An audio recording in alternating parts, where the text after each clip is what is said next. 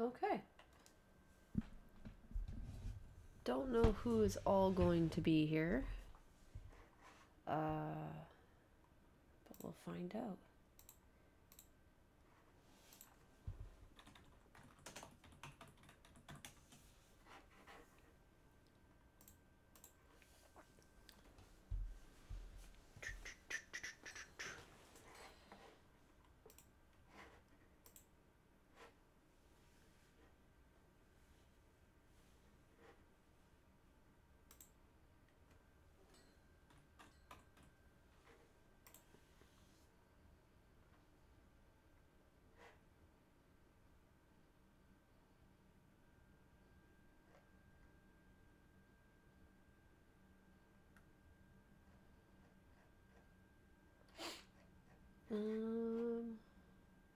That's how every live stream has to start out. Long silence and then me sniffling. That's the best way to start it.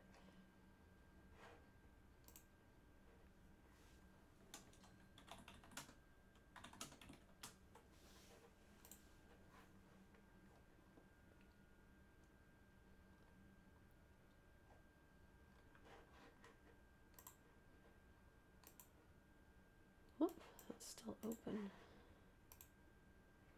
Hey! Nice to see you. Fancy seeing you here. Nice to see you.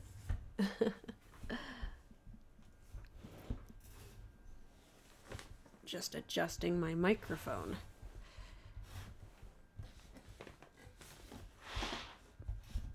Okay.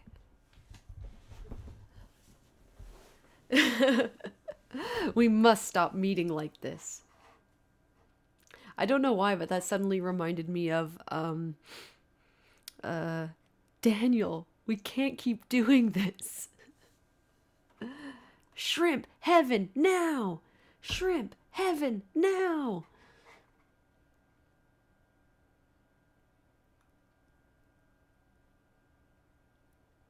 Eleanor, we can't keep doing this.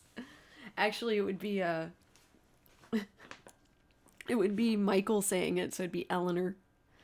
Hey, Sam. Smam. Smam. You can't trick me into saying it again this time, Sam. I won't say hello the way you want me to.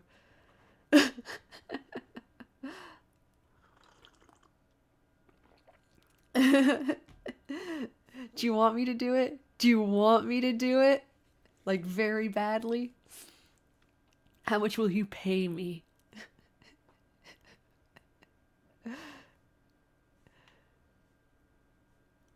Okay. You know what?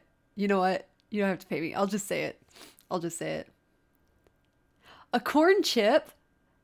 Now I have to say it. Hello. Hello. No, it's hello. Hello, everyone. Yeah, I just actually ruined Aaron's day.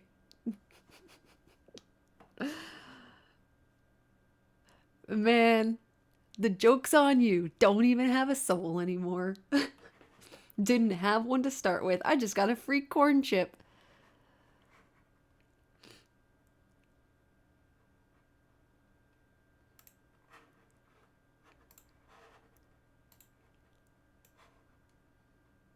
Aw, yay. Thank you for giving me a corn chip. Much appreciated.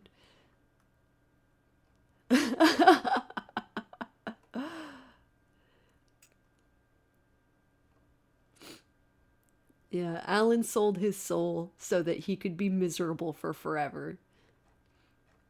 Do you think Alan... Oh, no, I don't want to go there. But I'm going to go there. I was going to say, do you think Alan has like a shame kink or something?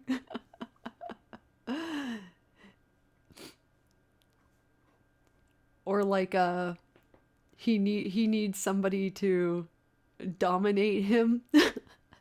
Fuck. Yeah, we're already there. We're already there. Sorry, guys.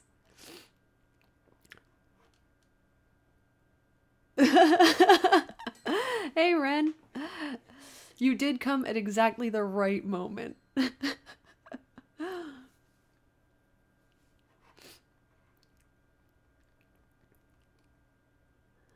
I'm glad that you could all join me in the horrible things that I say. It's perfect.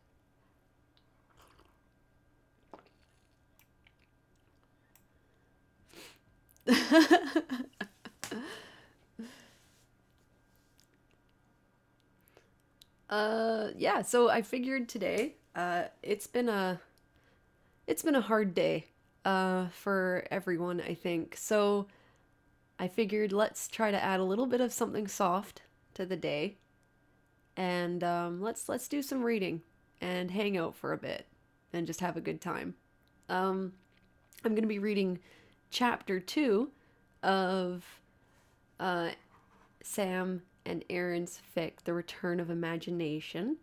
So, chapter 2 is called Zeitgeist Rising. I'm sure there will be more words that I cannot pronounce. And if you all want to make fun of me, that's okay. Because you know what? I got your number. It's all right. I got your number. um, yeah. Um, yeah, so as a recap of what happened last time in chapter 1, um,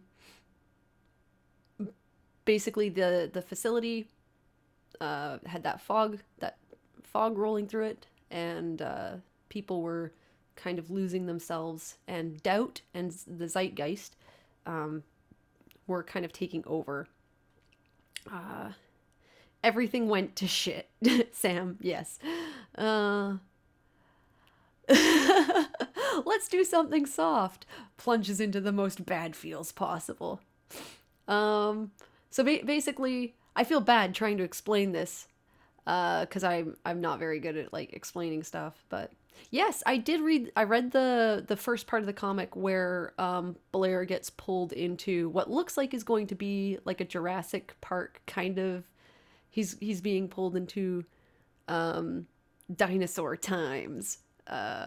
So I got that far, and yeah, I actually learned it was nice because I actually kind of learned a little bit more about Blair's character, and it was helpful to have that because right now, Aaron and I are in a part where we're RPing a different part of the story, and Michael's not in it, so I have to RP as somebody, and I'm a bit nervous because I don't know anything about anything, but I'm gonna do the best I can and see how it turns out.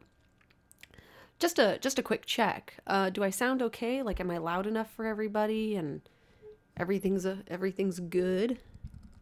Sam, I'm really good at playing douchebags. I'm so good at being an asshole. So, perfect. I'm glad the sound is good. Yay. So playing Michael is fun because he's a complete dick. He's a jerky teenager who sucks. And so now playing somebody who's a very genuinely nice person is like, oh yeah, okay, I gotta reach down deep in me and find the good again. So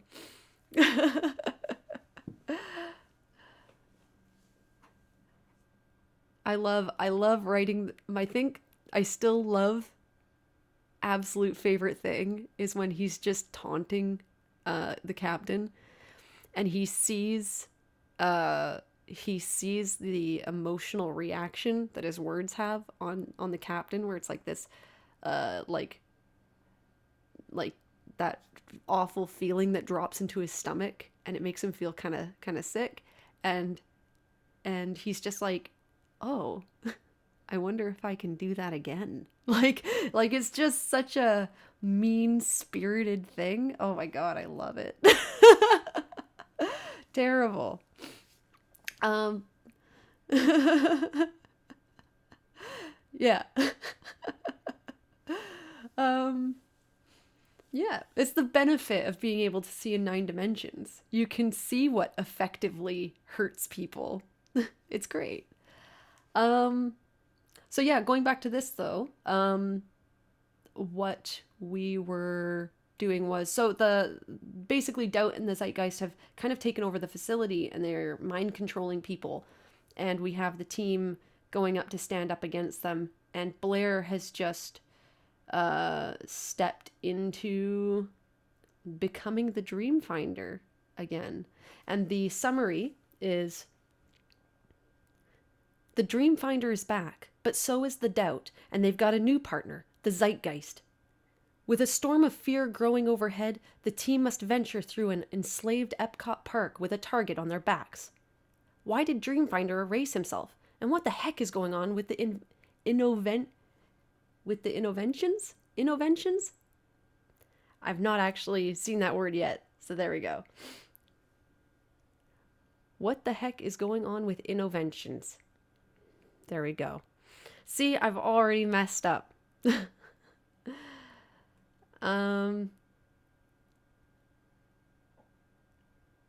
Yay! Yeah, so I'm going to have a little bit of water, and then we can start. And today, so in between, like anytime there's a chapter break, I'm going to take a moment, I'm going to have some water. I'm going to try really hard to stop apologizing every time I mess up.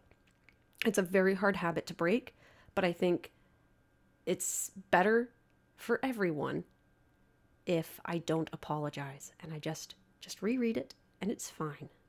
Yeah, you'll get some lovely water ASMR and you'll love it. It'll be so good. It'll be so good. Here we go. Man, I hate mouth sound ASMR so much.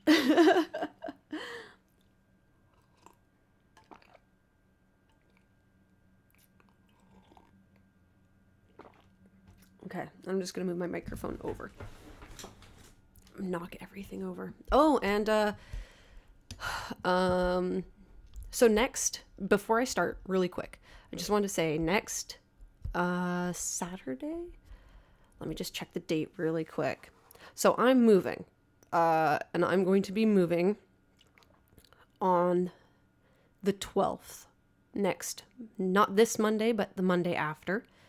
So I will probably have a live stream on the 10th or the 11th. It just depends on what's going on. But after that, it's tentative, and we'll try to sort it out. I told my dad that I do like to do these live stream things. He probably thought it was very weird, but he didn't seem to have an issue with it. So just a heads up, tentative. There will be one next week, but after that, it's a little shaky.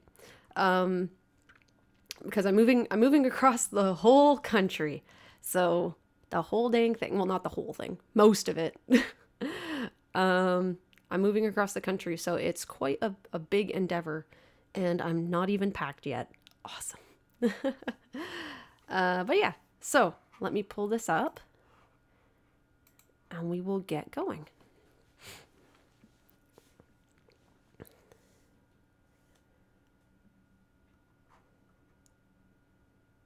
In the aftermath of the implosion, the lab resonated with echoes, raining dust and bits of ceiling tile pattering across the floor as pieces of the mesmonic converter's large half slammed down amongst them like small meteorites. The green fog that had powered the corrupted machine whipped up into a murky haze through which it was hard to see anything at all.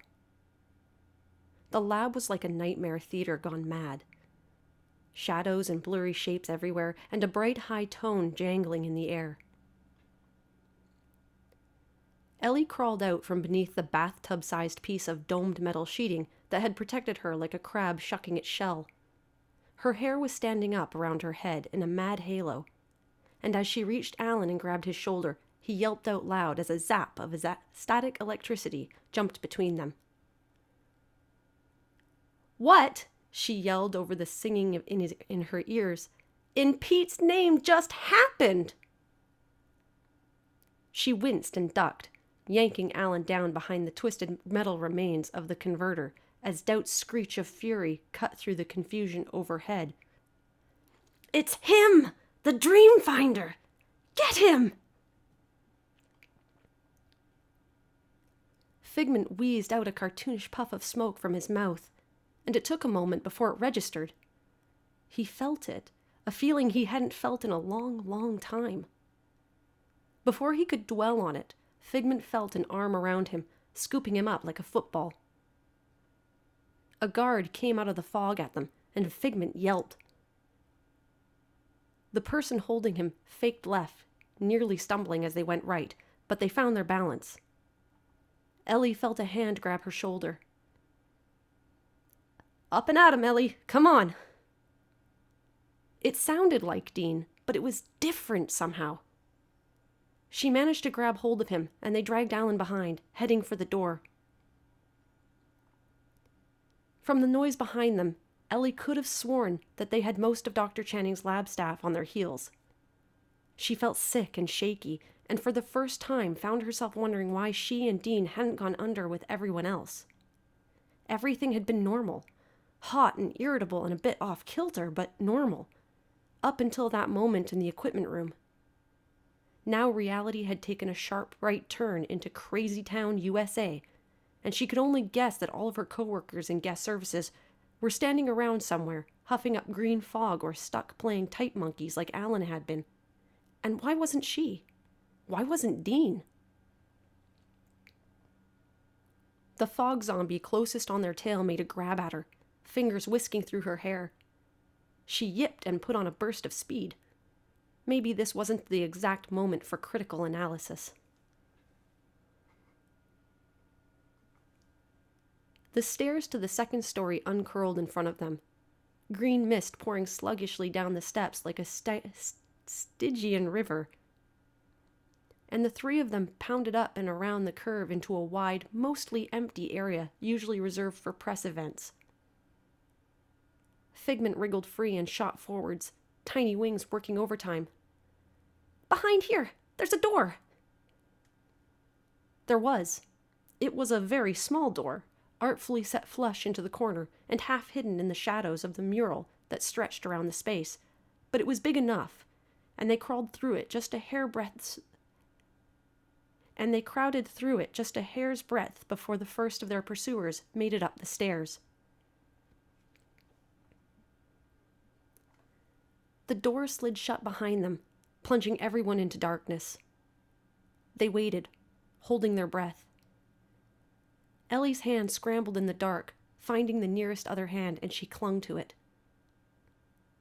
A few tense, terrifying moments, but there was no sound. No banging, no voices, just the sound of the 4 voices simultaneous exhaling with relief. It seemed that no one had seen them slip away.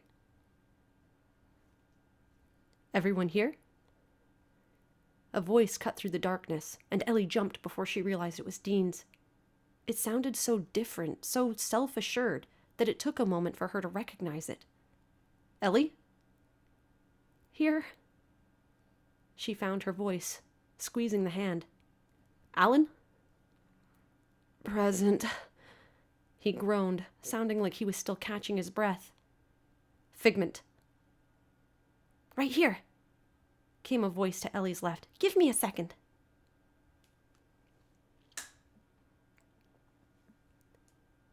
Some fiddling around, a small crash followed by an oops, and then a click of a switch. An old bulb flickered to life in the center of the room, illuminating the space.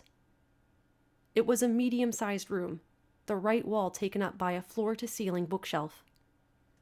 On the opposite wall was a drafting table that looked gray at first, before Ellie realized the surface was thick with dust. The tools under the desk had the same coating, choking the shine out of the metals. Next to it was a wooden door set into the wall, firmly shut with a dusty knob. The wall in front of her had a strange device inset in it, mostly dusty brass, with the words "Idea Storage" stamped into a nameplate. The domed window on it was dark and colorless.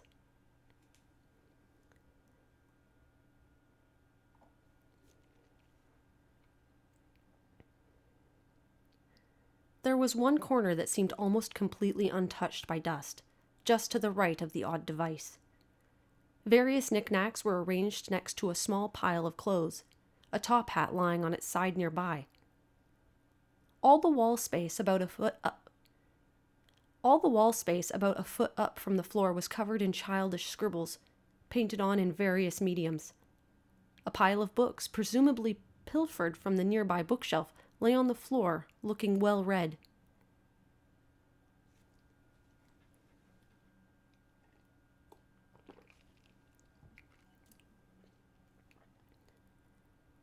In any other situation, even under circumstances as dire as these, Figment would have been more than happy to show his 3 unscheduled visitors his toys and trinkets, proud to show off Blair's inventions. In any other situation. But now his attention was absolutely riveted on Dean, who had stopped dead upon sight of the room and its contents, and now stood quietly with his back to the others. Dean? The little dragon couldn't push away the feeling that had struck him back in the lab. That flare of heart-deep connection he'd missed for so long. He reached out. His small paw was trembling. Are you okay? What did they do to you? Dean's shoulders sagged, the light bulb logo on the back of his lab coat creasing as he reached up, lifting the still slightly smoking helmet off his head. His hat was still under it. Doubt had turned it backwards in the moment before he set the helmet on his head. He turned it around, his face meeting it halfway as he turned to face them. By all standards, he looked like Dean. The purple baseball cap, the stubbly chin, the show lab coat, and mere minutes ago all of them would have agreed it was no one other than Dean Finder standing before them. But not anymore. Nothing had changed, and everything had. There was no question in anyone's mind that standing in front of them was none other than Blarian Mercurial, the Dreamfinder, looking very out of place in modern clothing. They did the one thing they shouldn't have. He smiled warmly. Blair! Figment moved like a shot, Blair catching him as the small spark launched into his arms. They hugged, the dragon's body wiggling as if he couldn't get close enough. Blair laughed, tears squeezing out and sliding down his cheeks. I missed you too, the Dreamfinder managed to say as he held him, looking like he had no intention of letting go anytime soon. Holy smokes, breathed Ellie, her eyes huge and awestruck. Behind her, Alan's mouth wandered open and stayed that way. I don't understand, croaked Figment into Blair's armpit. All this time, you were right here. I'd know you anywhere. Why didn't I know it was you? I'm so sorry, Figment. Blair held him a fraction tighter. I didn't intend to leave you behind like that. He took a deep breath. I've always thought that the Institute, that you and I, would be targets for Doubt and the Zeitgeist. So I had to hide, had to erase myself, but something went wrong and it happened before I had the chance to tell you. Hold up. Rewind. Ellie found her voice. What's a zeitgeist? The spirit of the age. One of them, at least, Blair replied as Figment lifted his head from his shoulder.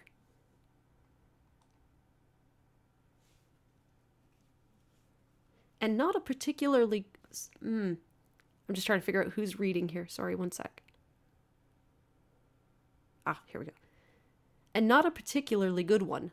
Obsessed with the spread of information and how corrupting it can be if handled poorly.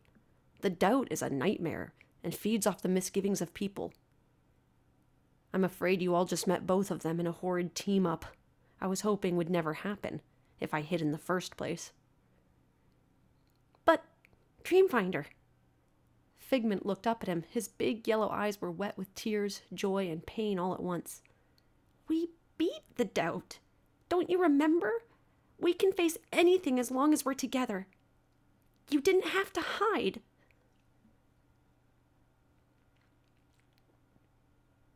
Sometimes the best way to win a fight is to prevent it from ever starting, said Blair quietly.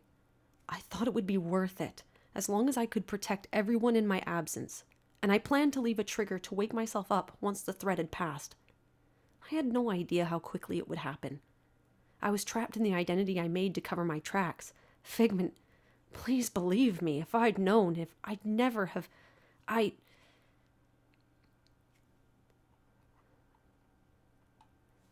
The Dreamfinder fell silent, wrapping Figment's small form in his arms. There was a long silence before he spoke again. And I'm sorry to both of you as well, he said, looking to both Ellie and Alan. I remember everything we did when I was Dean, and I'm sorry you had to find out like this. I hope you both can forgive me. Oh, no, I'm good. Ellie shook her head so hard her definitely non-dress code compliant beaded headband nearly smacked Alan in the face. I mean, this is probably the weirdest thing that's happened to me since Burning Man, but it's incredible. Dr. Blarian, Professor Mercurial. Oh, who cares? I've been hanging with the Dreamfinder for like years. This is wild. Yeah, wild, said Alan, who had finally managed to get his jaw off the floor. He had folded his arms and was watching Blair in the same sort of way he tended to watch dubious viral videos, very carefully, searching for the trick.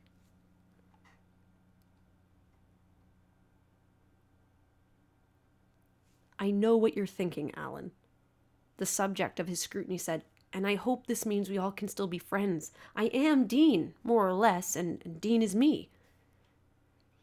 And we are all together. Coo-coo-choo, Figment added. Exactly. Now, Dreamfinder was interrupted by a deep, bassy rumble that went through the building, dust raining down from all the untouched furniture. We'll have to discuss the implications of all this later. Right now we have a bigger problem. His eyes were wide and alert behind his spectacles. Almost a century ago. Wait, what year is this again? 2018, Ellie offered. Dean never was good with dates. Right, so pretty much exactly 1 century ago, I invented the mesmonic converter. While it brought a lot of good things, like Figment here. He paused to scratch behind the dragon's horns. It also brought some terrible possibilities. If in the wrong hands or just unfocused ones, the converter can make very grim and dark realities come to life. I thought it was over when I destroyed the helmet in our first clash with doubt.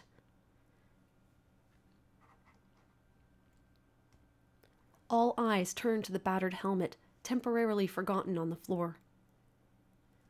But it appears I was wrong. Ellie picked it up gingerly. It felt slightly warm to the touch, feverish.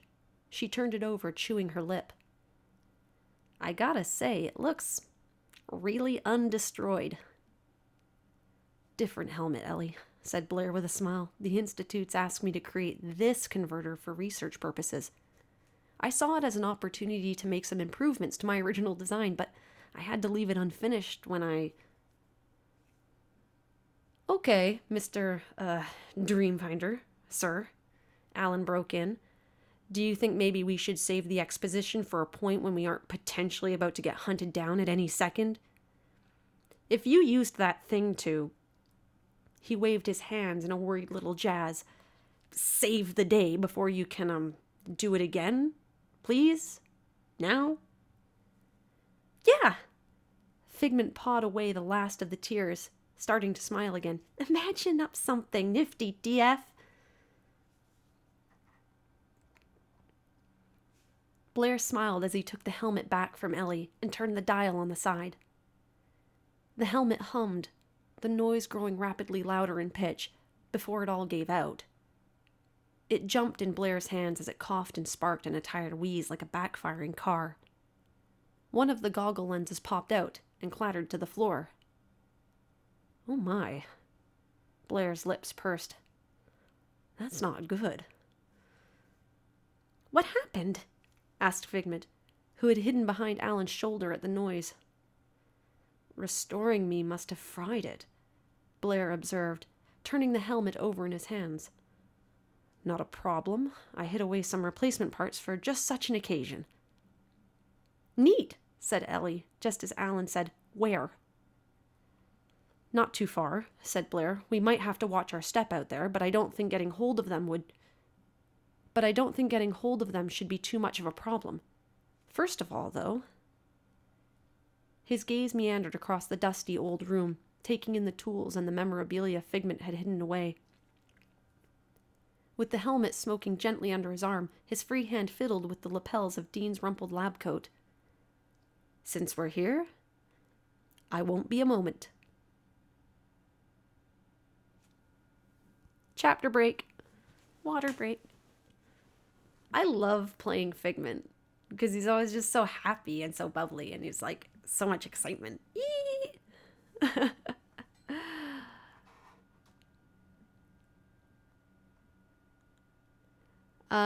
So I'm just reading over what you guys were saying. What's the click about? Nicely clicked. Nicely clicked. I don't know what that was. Yeah, the Burning Man story is probably a doozy. I don't want to know what happens at Burning Man sometimes. Oh, thank you. I'm glad that you like my Figment voice. Switch click. Did I really? I didn't notice. I didn't notice. That's hilarious. It might have just been my mouth popping, but you know what? I'll take it. Yeah, intentional, 100%. Glad you guys noticed. I'm getting more into Foley.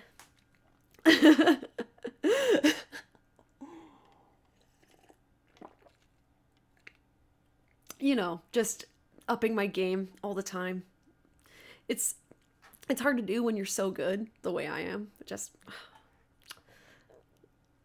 Oh, really? Oh, man, I have no idea. Maybe I may have made the noise and not thought about it.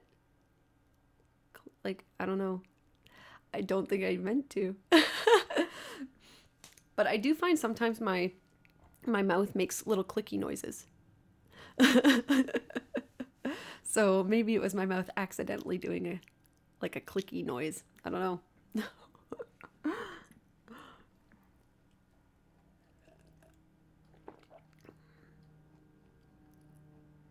Oh, there's a plane going overhead. What kind of plane is that?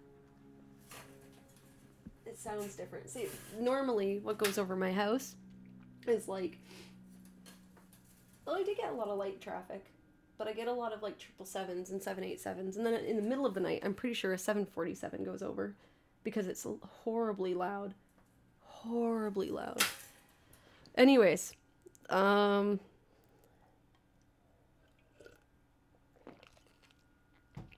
yeah, just X-Files music.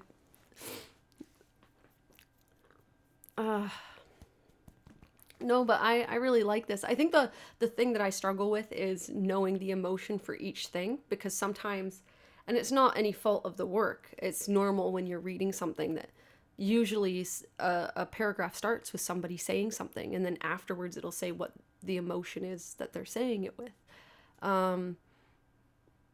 Oh yeah, Coast Guard choppers.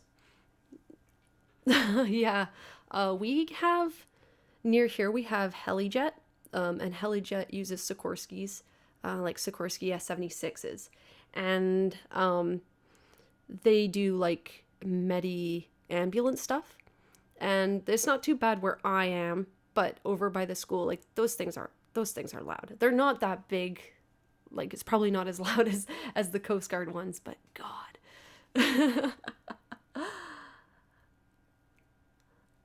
They sound like they're about to land on me head. Helijet's a company.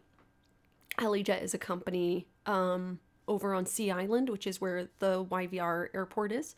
I'm like, Helijet. Oh my God, Helijet. That would be amazing. Yeah, Helijet is like right near my place. Well, I mean, right near. I'm in Richmond, and basically, like, Vancouver is north of me. And the YVR airport is like if you go north, northwest. So, but it's out on its own island. So, I mean, island. It is an island, but yeah. The airport's out there, and then there's a lot of companies out there. When I was working at Harbour Air is out there. But it's all kept like above sea level with pumps and stuff. So the day that the day the big one happens, that whole thing's going underwater. We're like, I think the school that I go to, which is on Sea Island, it's also like where I go to school. I think we're considered like a foot above sea level, maybe. So, yeah.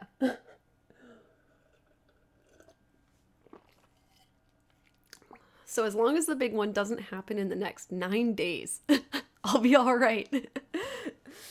It could be in a million years, it could be in 9 days.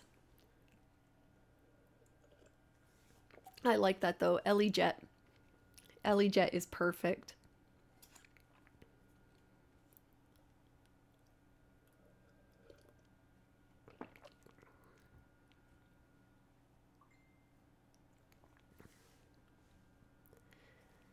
Aaron says, the airport in Florida was like the I don't know why I said Aaron says. The airport in Florida was like the landing strip is right there in the bloody water off the Keys or something, and it looks like you are going to run out of the land in the water. Yeah, like a lot of airports are like that, and I think it's because of, like, obviously if an airport is built later, I don't know for sure. I don't know for sure, but if an airport is built later and you already have like a city built, a big city, it's hard to get something that's actually going to be downtown. It takes up a lot of space. So sometimes they, like, I think that's why they do that. They build it out on the water because it's just like, it's just easier, I guess. It's easier than trying to build it in a big city. It you. But yeah, I don't 100% know why. And I would imagine that that's really difficult when you're getting, like, now, because we keep getting bigger and bigger aircraft, which means you need longer and longer runways. And I don't know how they solve for that. Yeah, it's just, I don't know. We can always tell at our school when people like really went to like the end of the runway, because the end of the runway is like basically right across the street. So you'll have this plane go over and it is so close and it is so loud. It is just like, yikes. Blow up water wings.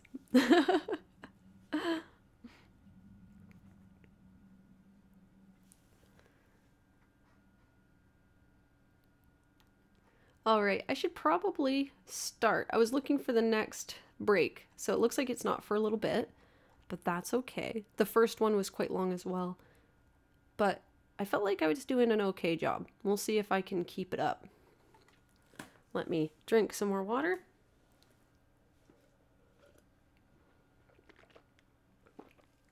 I'm like super loud when I drink. See, the fuel is kept in the wings. So also finding space in there to put blow up water wings might be difficult.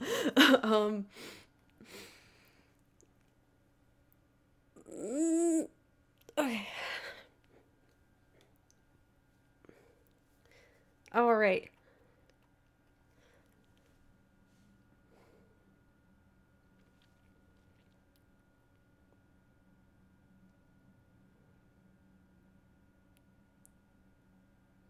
No, you just blow up the water wings. Yeah, that's it. Aaron, why are you not an aircraft engineer? You should just be an aerodynamic engineer. You've solved it. Did you know that, okay, I'm sorry, off topic a little bit. Did you know that a thing that they want to do is have it so that, this is something I heard, they want to have it where if the plane is going to crash, they want to have a thing where they're able to like have it break up and then like have parachutes and shit come out so that you just a parachute comes out and then you don't crash. Your plane just is like in pieces and parachuting down. And I was like, I would scream. Like, I don't know. I don't know if that's like some crazy bullshit thing that somebody told me, but well, no, it can't be. One of my instructors told me about it. Never mind. So like just imagining like you're on an aircraft and then it comes apart, purposely comes apart. So you're exposed to the elements and then parachutes come out and yeah, I mean, it's depressurized. It like, I don't know. It's so cold. It's so cold up there and it's very, very thin air. Man, I don't even know. It'd have to be a really big fucking parachute, I guess.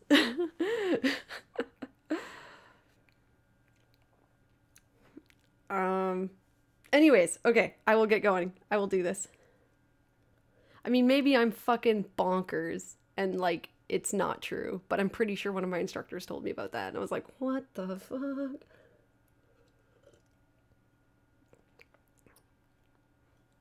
Yeah, I mean, yeah.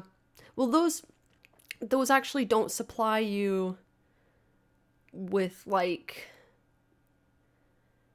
uh they supplement. That's true. No, you're right. So they supplement your oxygen. So but you're still needing outside oxygen. It's hard to, yeah. But anyways, I'm going to stop talking because even though I should know a lot about this stuff, I realize that like I'm coming up against a hole where I'm like, oh, I actually don't remember a lot about the oxygen systems. So I'm going to stop talking about it in case I make an idiot out of myself.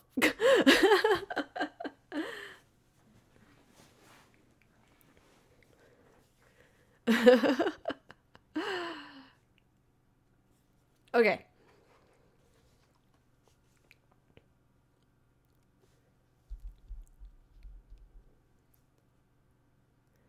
Ellie pressed her back to the wall, peering carefully around the corner. She hugged the purple shoulder bag Blair had given her close to her chest, feeling the bulk of the broken helmet underneath the fabric. The queue line was empty now, occupied now by nothing but the green fog that seemed to have only increased in volume while they were away. Ellie spied Q walking along the line, the tails of her lab coat lifting slightly in the fog as she turned into the Dimensions lab. The door clicked shut, and Ellie turned back to her team. "Coast is clear. Come on." Quietly as they could, they all darted through the fog and out the guest entrance. Ellie caught sight of the 60-plus minute wait sign she had put out earlier that morning. It certainly wasn't that long of a wait now.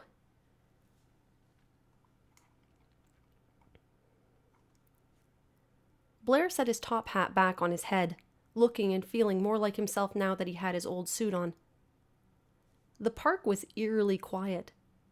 Guests stood here and there like deactivated toys. Unlike the walking, talking staff, most of them seemed to be closer to the fear zombies that Figment and Blair remembered. Distressed, slack faces, limp arms, slow, ponderous reactions. Parents, children, couples, school groups. They all stood like stalled machines, left without a program, or waiting for a signal. Alan looked up at the bank of wait time boards across the square. The LCD screens were dark, empty. He pulled out his phone, staying close on Ellie's heels. He mumbled. Wi-Fi's back up. Not that that's a lot of help.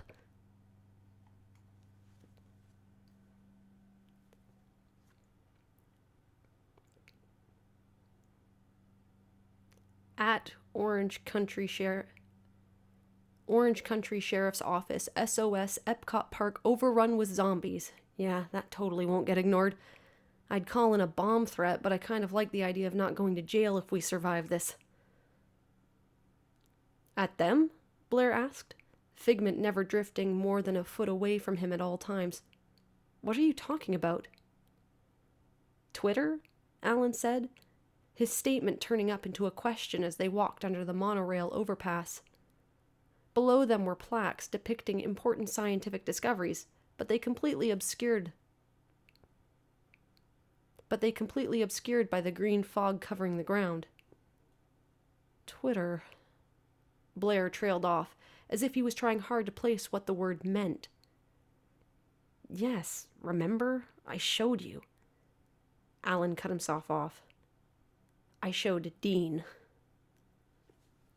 Come on, give the guy a break, said Ellie from up ahead. Getting all your own memories back out of nowhere like that must be kind of discombobulating. Huh, Doc? Just a little, agreed Blair, Figment alighting on his shoulder again as they sneaked a peek around the corner of the underpass. Alan was awkward around people. He was, generally speaking, an anxious, gentle, and ruthlessly self-analytical person, and he never quite understood how some people made friends so easily. The prospect of talking to strangers made him feel like he was about to pass out a good 70% of the time, and it had been an almost comedic number of mornings and evenings bus journeys before his friendship with Dean had gone anywhere past a raised eyebrow and an awkward smile. The first time they'd actually talked had almost certainly been Dean's doing, because that was just how Dean was, open, frank, kind. He vividly remembered a day when he'd been the tardy one for once, overslept and arrived at the bus stop late to find Dean, 1 foot off the bus and 1 foot on, clumsily trying to text Alan's number while the irritated driver yelled at him through the divider. Dean did things like that. Somehow, Alan couldn't imagine a Victorian genius, philanthropist, time traveler, inventor taking the bus, let alone holding up one for a random fellow commuter who worked in IT. Although Alan was well aware that there were more important things at stake here, and that maybe Blair, I have no idea what Twitter is, Mercurial, was a little more useful in this dire situation than Dean Finder, it was still a bitter pill for him to swallow. All he could do was what he usually did, which was try to focus on the facts. For example, where exactly are we going? You all know it as the wonders of life. Well, knew it as the wonders of life, before I accidentally erased myself. I stored some backup equipment and the dream machine there. Since the pavilion is no longer open to the public, I figured it was one of the best places to hide something. Cool, Ellie gushed, trying to keep her voice down as they approached Innoventions. The sky over the entire park had become overcast, the dark of the clouds still hanging over the Institute behind them. With the absence of the sunshine, they all became aware of a faint glow approaching. Through the arc of the building, they could see Innoventions Plaza, Spaceship Earth, presiding over it as it always had. The screens are new, Alan said. They were everywhere, large and impossible to ignore, mounted to every spare pole, awning, and wall. Some were as tall as Blair was. The biggest was mounted on a small stage by the Fountain of Nations. The guests stared blankly at them, the rainbow stand-by pattern reflecting on their faces.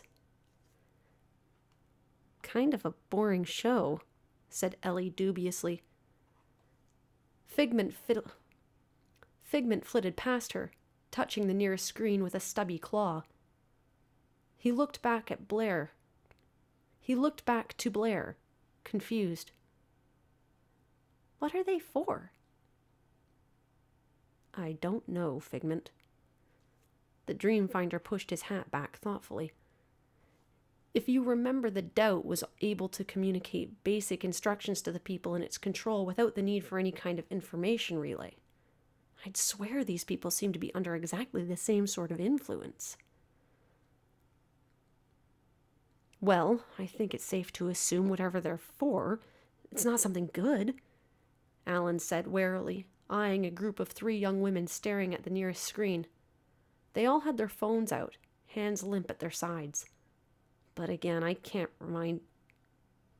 I remind everyone that not Channing could find us any minute, if he's technologically inclined as you say he is?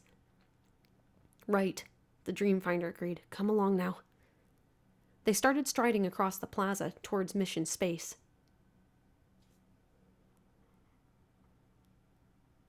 As they left the plaza through another archway and past Mouse Gear, another deep, close rumble broke its way across the sky. There were more frozen guests here, and another blank queue time board. In the distance, they couldn't hear the usual roar of test track, combined with the absence of the atmospheric music. It made for a very creepy feeling. Blair felt Figment set himself back on his shoulder. He found his thoughts turning to Dean's experiences with the little dragon. Not that Channing was a bad guy, but he certainly wasn't the kindest foil to Figment at times. His best friend, his buddy, had been alone for so many years without knowing where he'd gone. Even considering how carefree Figment was, Blair knew he had inevitably at one point thought of why his best friend, his only family, seemed to have up and abandoned him. At least Dean had been there to comfort him, but it didn't make the thought of his spark thinking he'd been abandoned hurt any less.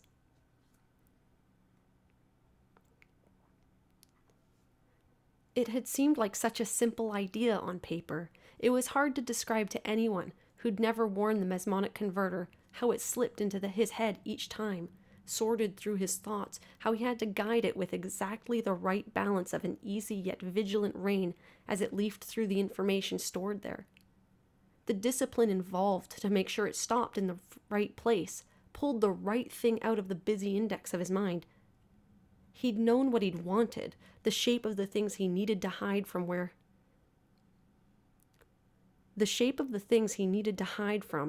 were fresh in his mind.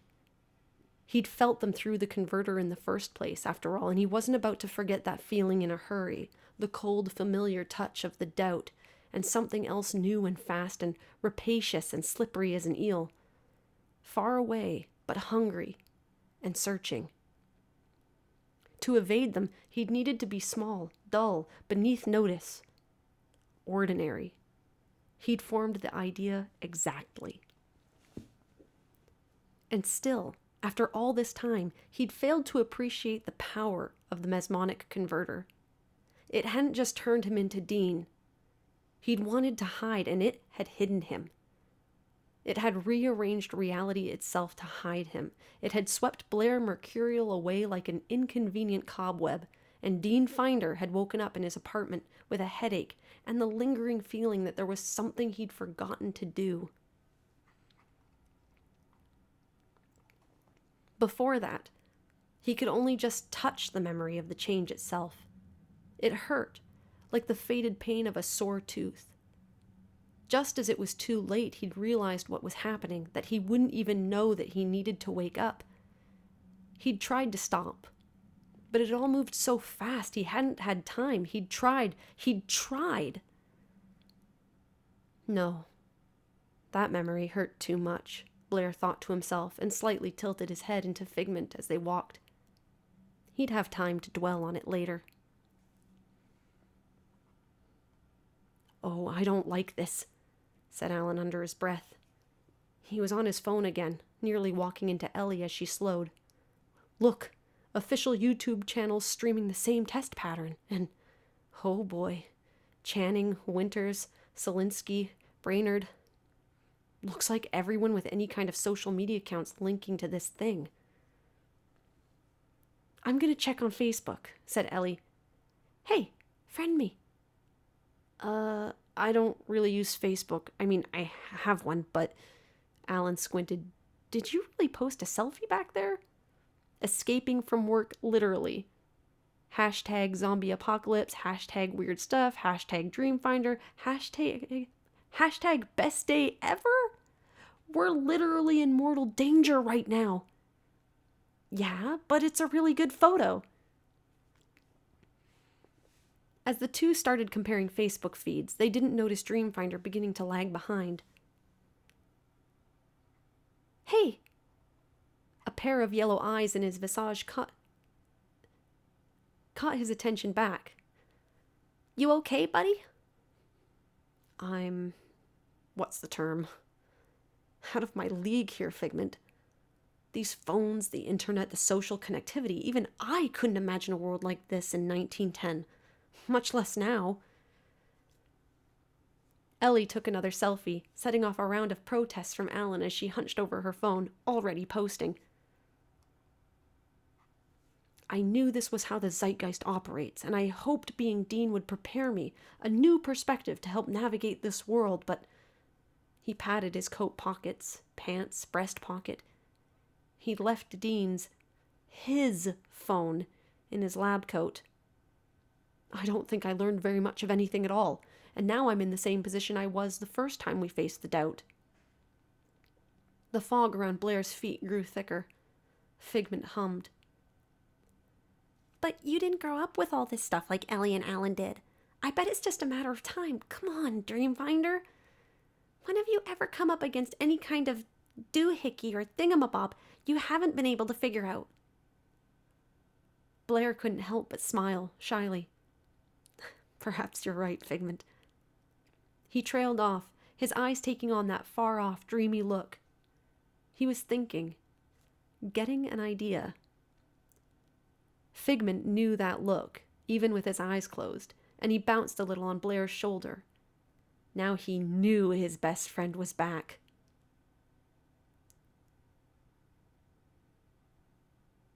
Hey! The Imagining stopped for a moment as Ellie called back to them. Now what, Doc? The golden dome of the abandoned pavilion rose over the trees that obscured it, stoic and silent as the park rumbled behind them. Normally glinting in the Florida sun, the overcast sky made the hexagonal roof tiles look dull and tarnished. Ah, yes, brilliant. Now follow me, you two. They headed up the path, and when they reached the guest entrance, Dreamfinder took a sharp right, heading down an employees-only pathway. The curve of the dome receded, meeting a nondescript show building. Blair stopped at a solid wall, feeling along the surface until his fingers caught on something. There it is. He reached into his coat pocket, pulling out a brass key, and stuck it into the hole, giving it half a turn. Behind the sheet metal facade, they could hear gears clanking and whirring, mechanical arms settling into place, before a square section of the wall buckled inwards and slid open into a wide entryway. Whoa! Figment clapped as Ellie's phone camera clicked. The hidden workshop was one large room, and one that had been left in a state. Frozen in time, workbenches heaped with tools and metal junk and all. Frozen in time, workbenches heaped with tools and metal and junk of all kinds lined one of the walls. One bench seemed to have most of its contents spilled onto the floor. Another drafting table stood nearby, nearly hidden under the large blueprints and stacks of notes. Posters and scribbled notes were pasted to the drywall, giving the room its fitting atmosphere of being a place where ideas were bounced around. The gears in the wall sputtered and ground as they jerked to a stop. Blair's smile turning to a frown. That doesn't sound good. Guess my lock system rusted while I was gone. He went to inspect it, leaving Ellie and Alan to fixate on the largest drawer of the room. In the back, a very large sheet seemed to be covering an object with so many odd angles and tubes sticking out of it that it was hard to tell what exactly was hiding underneath.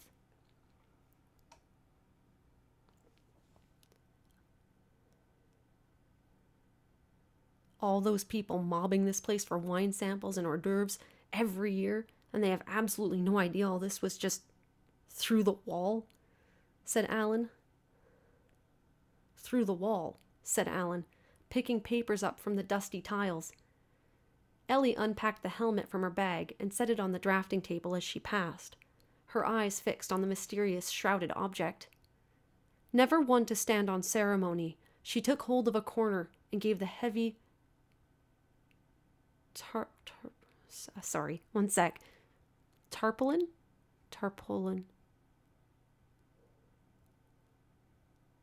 I know it's a tarp. I know it's a tarp. She took a hold of a corner and gave the heavy tarpaulin a good yank.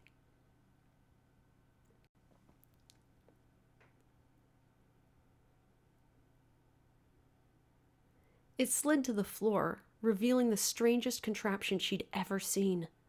It was mounted on a scaffold, as it had neither wheels or props, just a series of ballast pods hanging from a frame made from tarnished bronze tubes. Its design was a bizarre mixture of skeletal and cozy, with pistons and chambers,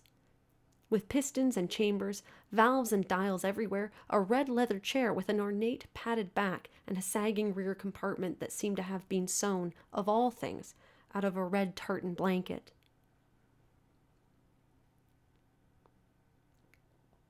The whole thing hung beneath a top scaffold, which acted as a cradle for a great deflated blue-purple mass of faded silk that draped down in a complicated spiderweb of tangled guy lines. Starry-eyed, Ellie approached through the dust cloud that had mushroomed up around the falling tarpaulin, paying no heed to Alan's sneezing and sputtering behind her. "Oh my gosh," she said, eyes wide. "Is this—" "Yep." Figment zipped over, setting himself with a small puff on the red chair. "The dream machine! Ta-da!" "It's bigger than I thought it would be," Alan said, arms folding as he leaned in to examine some of the valves as if it would spring to life any minute. "Figment, be careful with that old girl," Blair said from the door mechanism, where he was attempting to dislodge a metal pipe that seemed to have been jammed into the system. "I got this!" Figment fluttered over and turned a key, and the dream machine shuddered to life, shaking off a layer of dust. With a mighty pull, Figment tugged a lever, and the massive funnel at the front sputtered. "Ellie! Ellie! Think of something! Anything!" "Rainbow!" she blurted, without the slightest hesitation. The idea lifted from her head in a multicolored halo and was swiftly sucked into the funnel. "Now you think of something, Alan!" Figment called, over the sound of the machine and Ellie's excited noises. "I don't know. Alan panicked. Toy car!"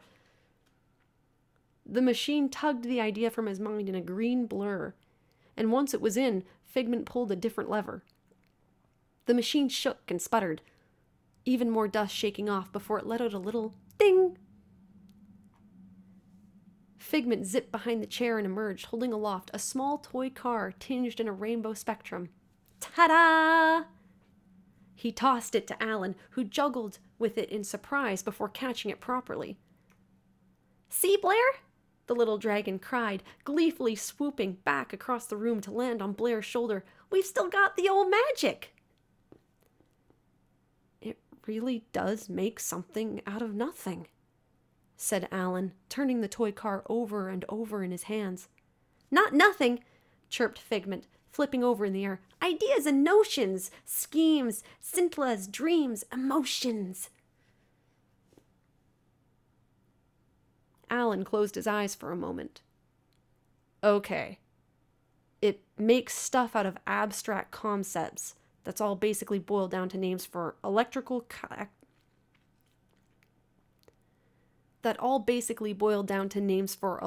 activity in the brain. Cool. Does anyone have any Ambien?" "You're more or less correct. Good deduction, Alan," Blair praised before giving an impressive tug. The metal rod popped out. He held it up, eyeing the end that had been pinched in various places thanks to the cogs. Someone had put this here. It hadn't been Dean, had it? Blair had to admit there was a hole in his memory between when he went to sleep and when Dean woke up in his apartment. Right. He clapped his gloved hands as he tossed the metal pipe aside. Time to get to work. Crossing to the drafting table, he pushed aside some blueprints and papers, finding a diagram of the helmet. I was drawing up some improvements before I left. Stabilization, so anyone can use it. Extended range, the works. This shouldn't take me terribly long to fix. His smile was optimistic as he picked up the helmet and popped the goggle lens back in. Figment, do you see my welding torch? I got it! The little dragon flitted across the clutter by a sloped drawing table, reaching for a heap of tools. It's right here? He stopped, paw still outstretched, alighting on the drawing table's stool. He was staring at a paper fixed to the board, just a scrap with an uneasy line of writing in what looked like green marker faltering across it. Figment, I'm The sentence died off in a wonky downwards line. The green marker was lying in the groove at the bottom of the board, cap off, tip long since dried out. Figment picked it up slowly as Ellie came up behind him, touching his small shoulder. I'll just grab that for you, she said quietly, pulling the torch from the heap of tools herself. Everything okay? Blair asked as Ellie handed him the torch. I'm not sure, she replied. But don't worry about it. We got a park to save. And chapter break. Oh, that last part. That part about, like, him finding the green marker and Figment. Oh, gosh. Oh. That makes me feel emotions. How dare you? How dare you make me feel anything?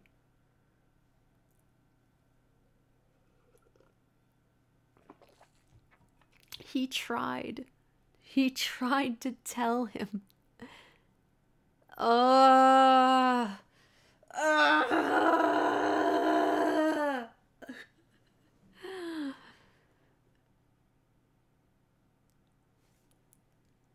How dare you?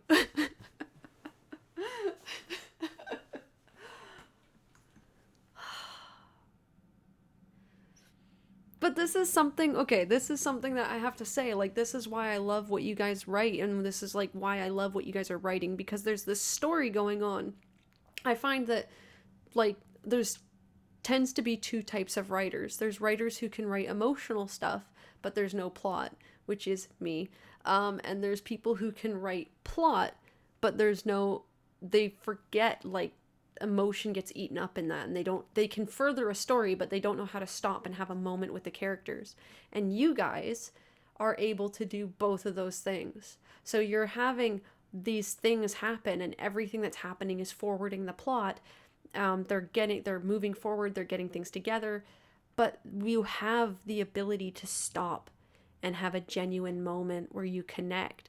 And like I said, you guys can make me care about a little purple dragon and his, like, relationship with his creator, and you guys can make me care about Alan and his relationship with CD. You guys can make me care about Ellie and her relationship with all these people, and that's really cool, and that's really powerful. And, like, I love that. I love that there's clearly so much heart in this. There's a lot of thought and direction, but there's also heart, and it's so good. It's so good. Together, you guys are unstoppable. Unstoppable. You're too powerful. I'm just gonna pour myself some water, because I drank a lot of water. We are almost done. We're almost done with chapter 2.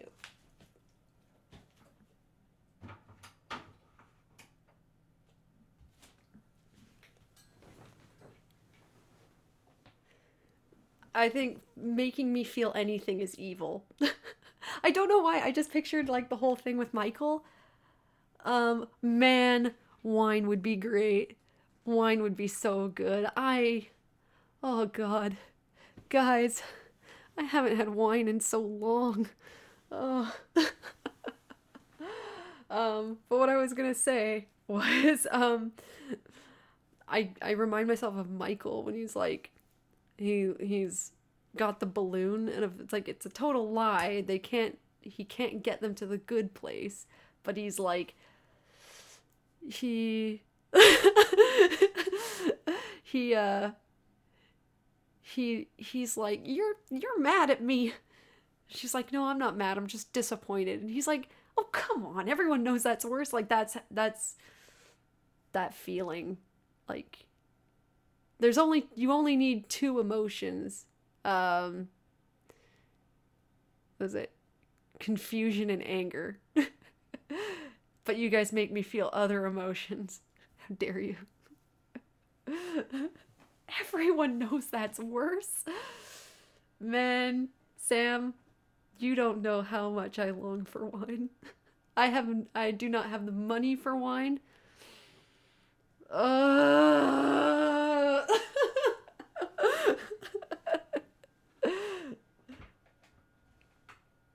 Exactly, Aaron.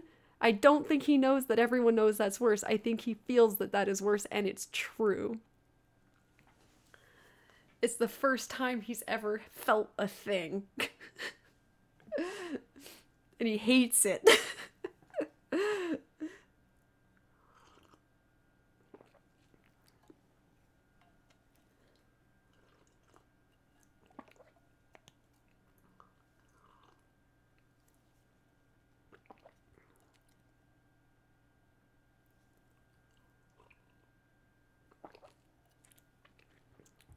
I can just imagine what my neighbors think. They just hear me talking about wine and then moaning and then doing like weird squeaky voices and stuff like that. And they must be like, what the fuck? What the fuck is this person doing? I almost got through a live stream without swearing, and I think that's the first time I swore since we started. I'm slowly getting better. I don't know. I listen to Sawbones, which is a podcast with Justin McElroy and his wife Sydney McElroy, and they don't swear during it. And I never realized how hard that was. That's really hard not to swear, because it's like for me in real life, every second word is probably the F word, which is not a good thing. It's not a polite or nice thing. It's just the truth. I'm just like, oh fuck, I'm like, it's all the time. It's pretty bad.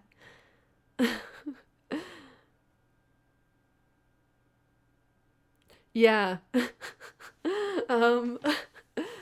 Neighbors speaking in tongues again. They just put their hands against the wall and they chant Bible verses at the wall. I'm sure it's all good.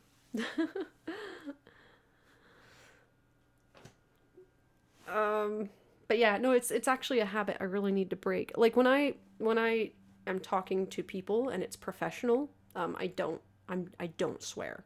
I'm very like clear and concise, and I can do that. But when I'm just hanging out with people, I'm the worst. I'm so bad for it. And I make fun of, I'm very sorry, Sam. I make fun of Americans a lot for being loud. I'm a loud person. And I've realized this. I'm like, oh shit, I'm actually like, when I'm excited and I'm talking to people, I like yell. It's bad. So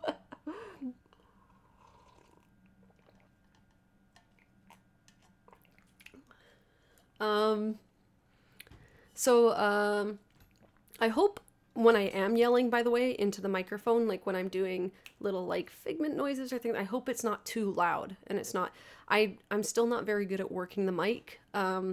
So like when I get loud, I should sort of back off the mic, and when I get quiet, I should sort of come up on the mic. But I forget, and I kind of do everything at the same place, which I don't know. But as long as it's not bursting your eardrums when I yell, that's important to me.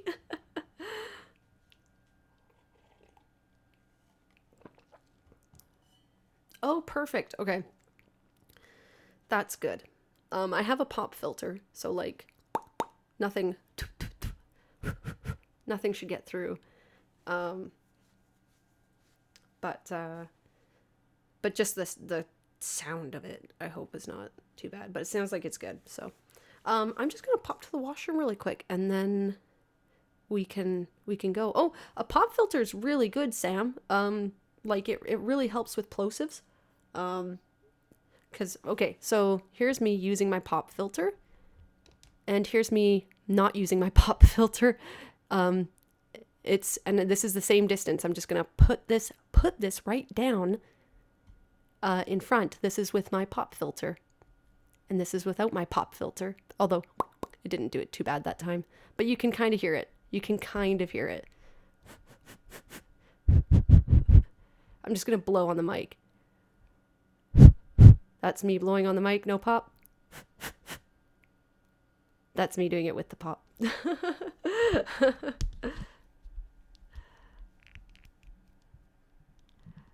What, Aaron? What am I telling you? I do breathe. It's a very unfortunate side effect of having taken this form, but I do in fact breathe.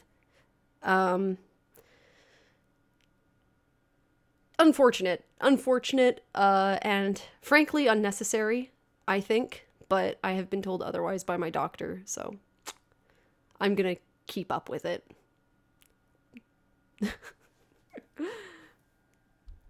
But yeah, Sam, you can actually get a pop filter, I think, for like, the one that I have, I think cost me like maybe $20. That's Canadian, so more like $17 probably American, or $16 American or something like that. So I just went to like a music store and I picked one up. It's very, very, very handy. I really recommend it.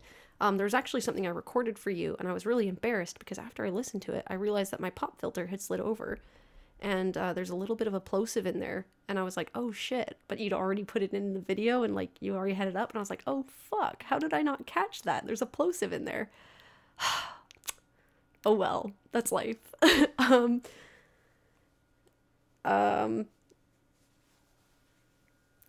But yeah, and I'm hoping in a year, I've got a lot of things I have to do, a lot of money that has to go and do other things before I can indulge myself, but I'm really hoping in the next year to get an SM7B mic, which is like a more expensive microphone. This microphone is very good, but this microphone captures the whole room, whereas like an SM7B is more of a shotgun mic, so it would just kind of capture like what's coming out of my mouth, and it helps to like dampen the sound for everything else. So I'm really hoping to invest in that and figure that out. But that's not for a while. And this mic is very good. It's just that it captures room sound a lot more. Hey man, a snowball is fine. Like, yeah, a snowball is great because it's a USB mic, so you can plug it in and go. You don't have to have as much like I have the microphone that I have it connected to an amp, and then the amp goes into, and I don't know anything about sound mixing or recording or anything, so it's a lot of me fuffing around trying to figure shit out. A snowball is a great method, and to be honest, like when I listen to your videos sound good, so there's nothing wrong with that. I think for me, like, the reason I want to upgrade to a different mic is because I would really like, so every time I record, I like for a proper like Podfic, I have to put myself in a closet covered in blankets and sweat myself to death as I read, which I'd still do that, but it would be a lot easier to dampen most of the sound if the mic was already set up to dampen sound. Like, it would just be a better a better setup. So I just like the idea of getting something a little clearer.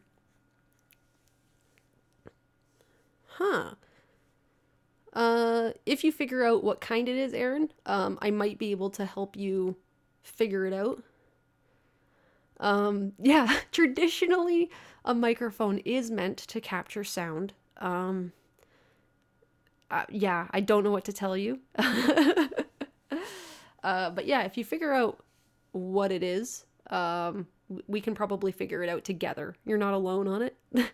And like I said, I'm not an expert at all, but I've kind of figured out a few things. So I'm trying very hard. Your dad should probably know what kind it is, right? I mean, if he could let you know what kind of microphone it is or what it's called,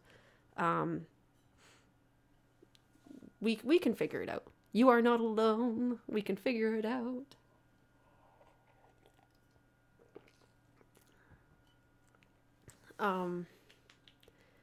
Yeah, my biggest thing, the thing I find very hard is mixing. Like, a lot of people go, oh, this is my raw voice, and then this is after I've like put it through filters and blah blah blah. I don't use any filters when I post stuff. Like when I do my my actual, like, this sounds dumb, more professional sounding podfic stuff. I've cut out certain breathing points, and I've like cleaned it up a little bit in terms of getting rid of dead space and choosing the lines and stuff, but I've never, like, I don't run it through anything to deepen my voice. I don't run it through anything to clear up my voice or change it in any way, unless I'm doing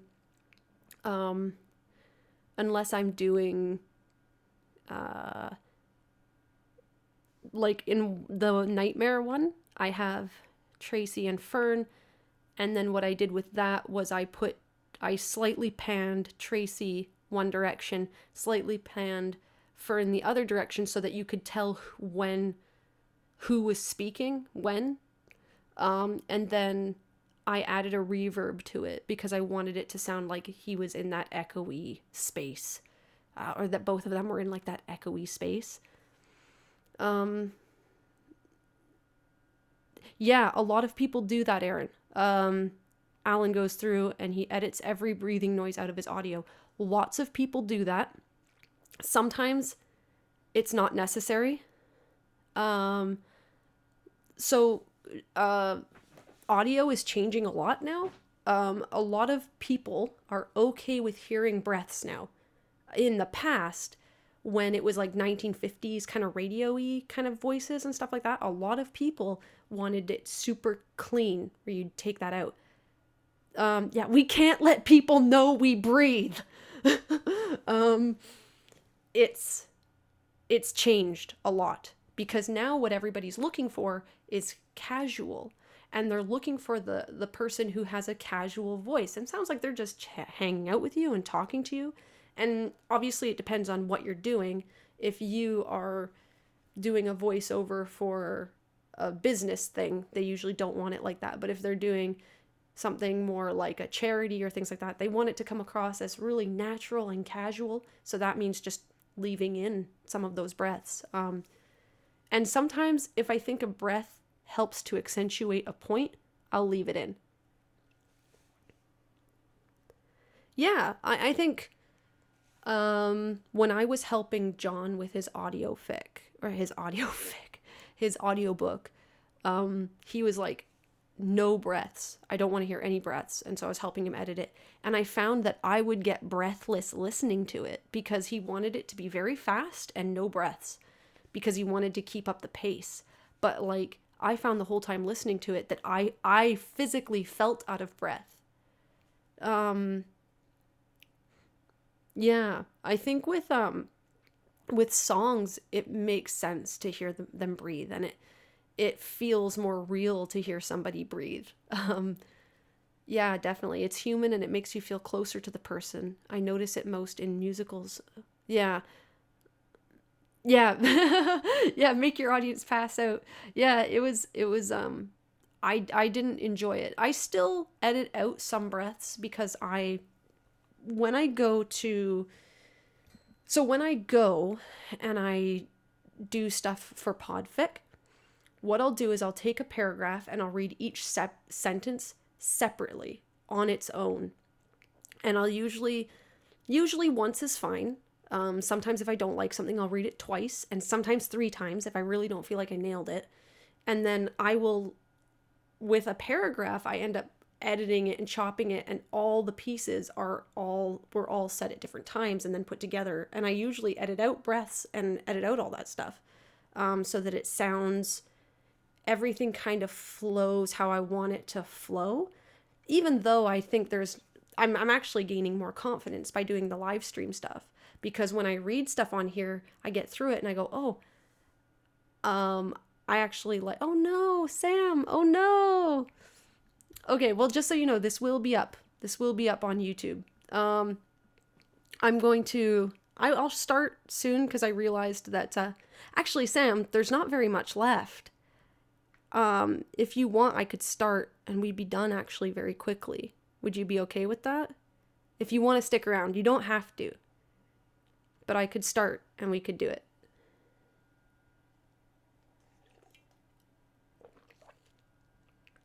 Because it's literally like not a lot.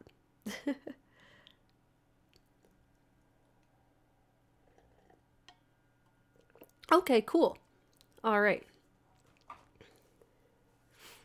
But yeah, so every paragraph is just chopped up, and I'm finding that by doing this, I'm more confident now in how I read things, and I listen back to some of the things I've posted, and I'm like, oh, that's actually, to me, better than when I agonize over every line. I sound more natural. I sound a lot better. So I'm learning stuff by doing this, and it's really good.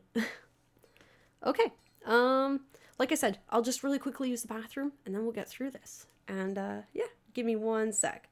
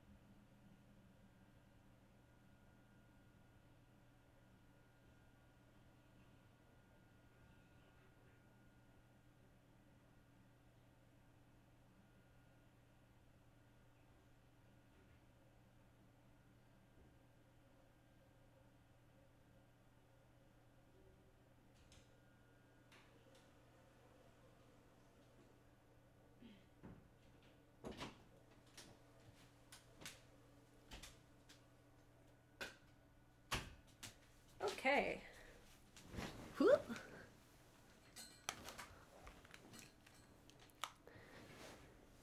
And I'm back. All right.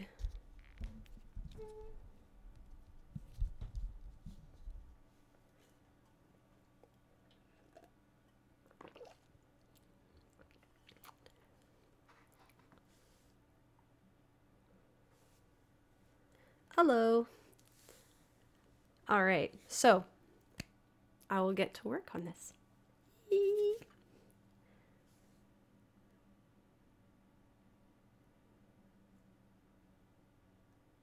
Dreamfinder set to work immediately, tinkering and retrofitting. At some point, Ellie and Figment's game of nonsensical.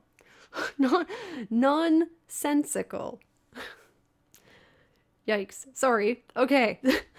Nonsensical tic-tac-toe was interrupted by a few rapid pops.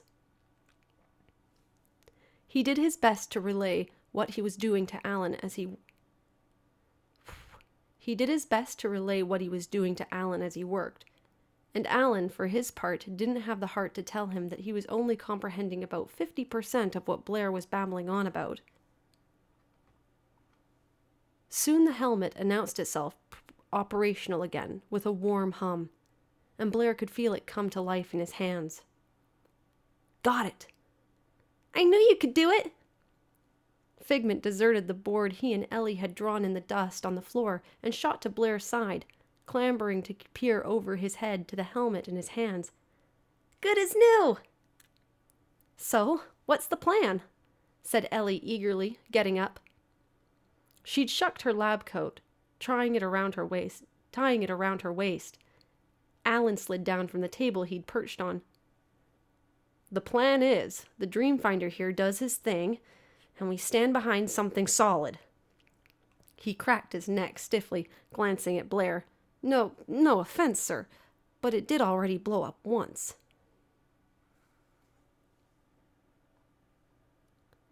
Bye, Sam. Bye, Sam. I hope to see you later. Bye.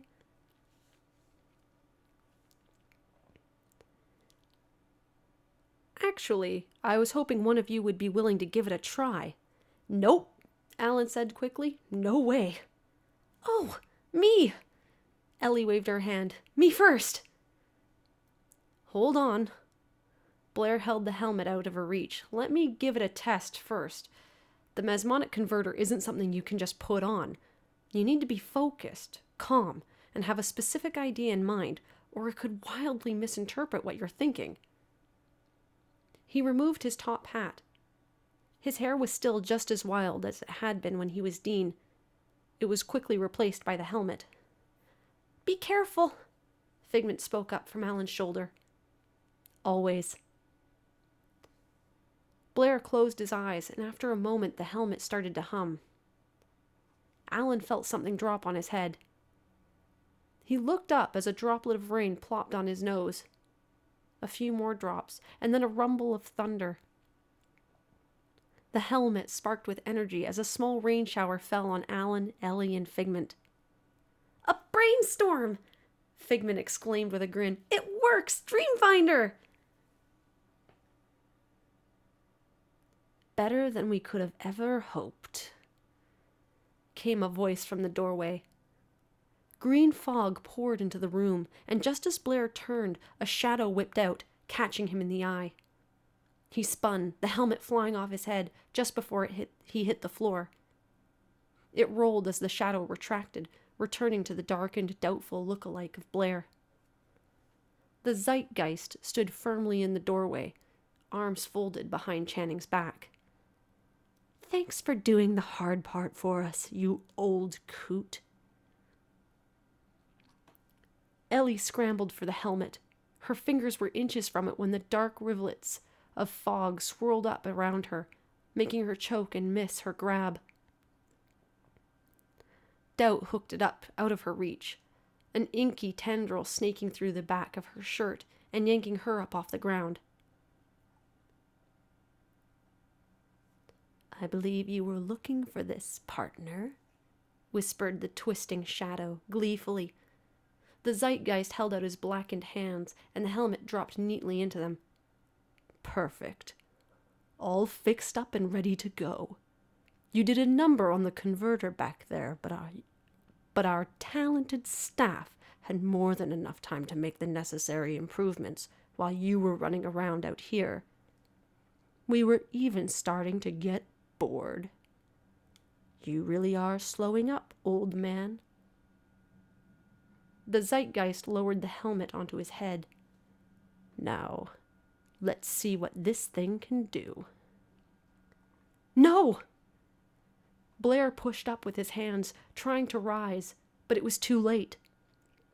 The helmet crackled with purple-tinged electricity, and a shockwave broke through the room. Papers flew, and it forced everyone's eyes closed as a high-pitched ringing split the air. His hands flew to his ears, trying to block out the noise, but it seemed to be boring into his very skull. He tried to open his eyes, tried to stay awake, but he was no match for it. And everything went black. The Ta-da! End of chapter 2. Oh, it's so nice. It's so good. And you always end it on like the perfect cliffhanger. Perfect cliffhanger. So I'm thinking that we can do chapter 3 next week. Chapter 3 next week. And then that's the end of the story. Oh, I'm sorry that I haven't gotten clips of this to you because you had asked for them. And I tried and I got a virus on my computer because I couldn't figure out how to download stuff. Like it's not letting me download stuff from my Twitch account. Like I hit download video and it won't do it. No, it's okay. I fixed it. It's okay. But so I don't know how to do it. So if you can figure out how to download stuff from YouTube or something, yeah, I don't know why. Like I've used the thing that I've used in the past and not had any problem. Yeah. Everything that I record here goes up on YouTube, so yeah. Yeah, I do too. It's all right. But yeah. Sneaky, snacky.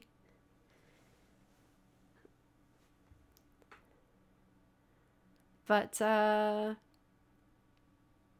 no, I'm really excited to see the end of this.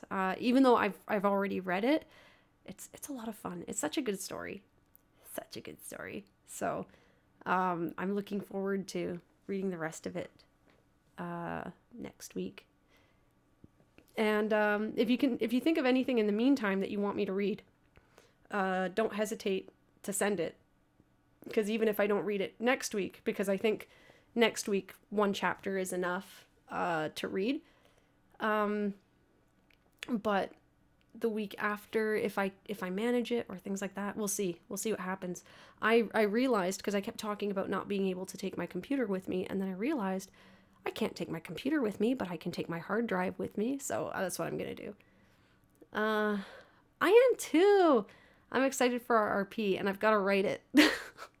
I'm like, every time I sit down, I'm like, I don't know what I'm doing. But I got your RP response the other day, so I'm very excited to write that as well. Or write that as well. That's not what I meant, but I'm very excited to respond to it. I've just got to figure it out. It's easy when it's Michael, because obviously, like, I know the character and stuff like that. So, like, responding, it's like, it only took me like a little bit of time to write something for it. But when it's somebody you're not used to, it can be a bit more difficult. But it's good. It's not a bad thing. Like I said, it gives me practice, and it gets me writing stuff that I wouldn't normally write, which is a good thing. Being a nice person is something I wouldn't normally write, so it's a good thing.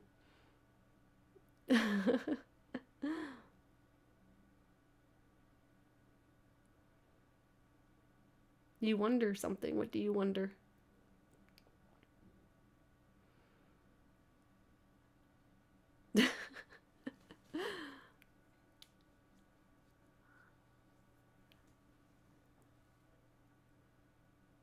Aw, thank you.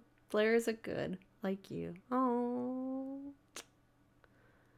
I'm actually garbage. No, I'm not, but like, I'm a hell beast. It's all good.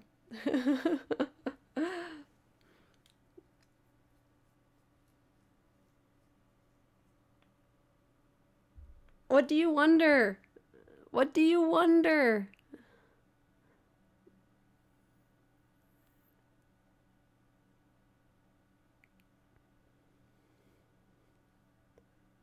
I must know. I must know what you wonder. I don't know why I did that. I was practicing today, like different voices and stuff.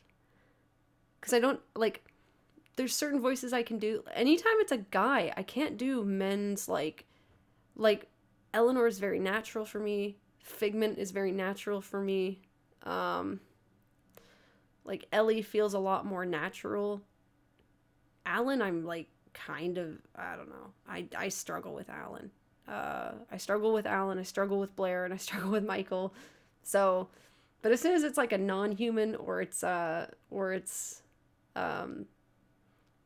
like a peppy woman or a girl, like obviously like that's much easier for me, but yeah, I cannot do like, I can't get Michael for the life of me. I can't get Alan at all. I'm trying because I can hear Alan's voice in my head when I do it, and I try to like, I'm like, right, how does he pace that? How does he say stuff? And I struggle. I struggle.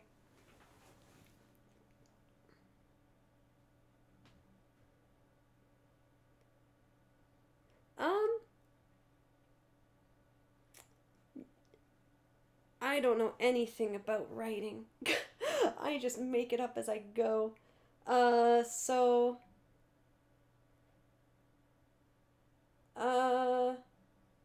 you know what, give me a little bit with it, like I did last time.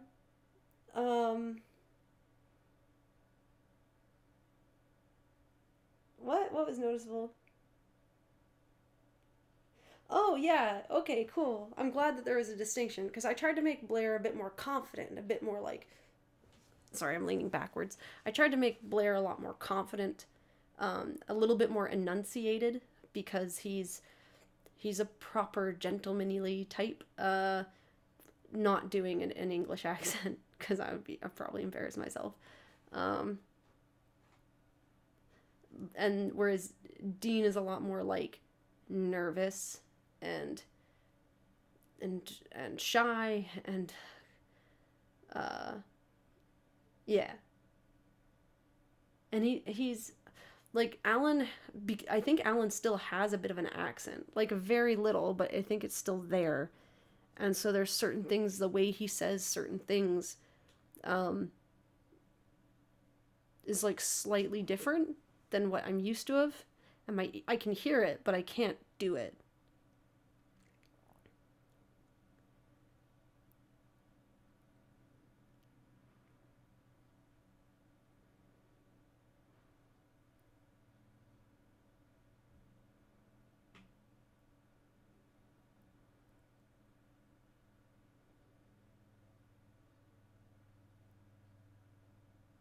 Oh, my eye is itchy.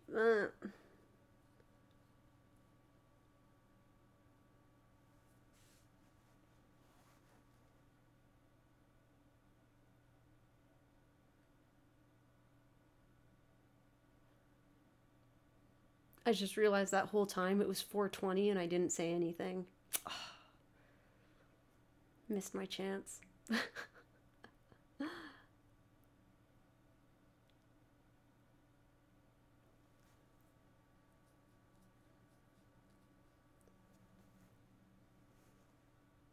Sorry, I'm just quiet because I'm like reading your responses and stuff.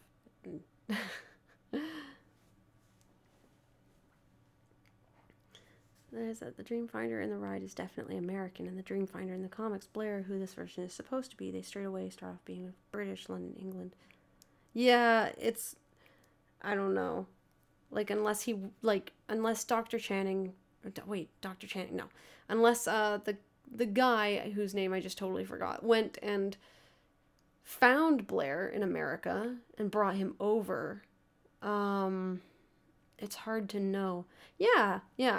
Okay, so I'm going to end the stream here. Thank you for coming, and yeah, I think this round was really good. I'm really happy with how I read that today, and I had a great time. Thank you guys so much for coming, and take care. Have a good one. Bye.